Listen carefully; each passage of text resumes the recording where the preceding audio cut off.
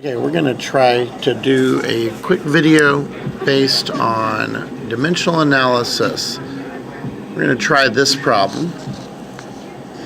1.09 grams per milliliter converted to pounds per gallon. Okay, and here we have the basic idea on paper. 1.09 grams per milliliter needs to turn into pounds per gallon. So we're going to start off by writing it out. 1.09 grams per 1 milliliter, and we want to turn that into pounds per gallons. Okay, so we're going to have to make a couple of changes through this. I'm going to draw my line all the way across. And we have to convert grams into pounds, and we have to convert milliliters into gallons. So we're going to have to make grams disappear, we're going to have to make milliliters disappear, and we're going to have to replace them with pounds and gallons. So let's start off with our conversion table, which is right here.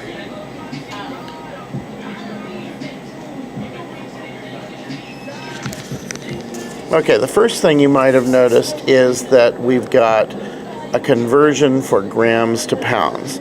There are repeat that again. There are 454, there's no decimal there, 454 grams equals 1 pound. Okay, another thing you might have noticed is 946, what am I doing there? 946 milliliters equals 1 quart. Okay, so with that information, we can move forward because we also know that 4 quarts equals 1 gallon. So we can go through these one step at a time. So let's start off by getting rid of milliliters. So we're going to put milliliters here, and we're going to put quarts here because we've got an equivalency there. We know that 1 quart equals 946 milliliters. Okay, now we have to make another conversion though because we got to get rid of quarts, and we want gallons in the bottom. Remember, we want gallons to end up at the bottom because we've got gallons in the bottom here. So, we know there are 4 quarts in 1 gallon. So that should take care of our milliliters turning into quarts and quarts turning into gallons. So we can cross off milliliters here and here. Then we can cross off quarts here and here. And we're left with what we want. We just have one more unit to take care of, and that is our grams. So we're going to put grams down here, and we know how many grams are in a pound, so put pounds here. We want 1 pound, and we've got 454 grams. So that gram, we get grams in the denominator and in the numerator, so they can cancel out. And now all we have to do is do the math.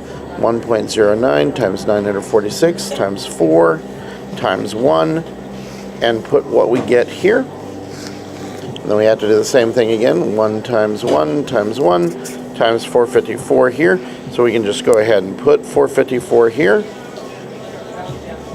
For the rest, we'll need a calculator. So I'm going to open up a calculator on my computer.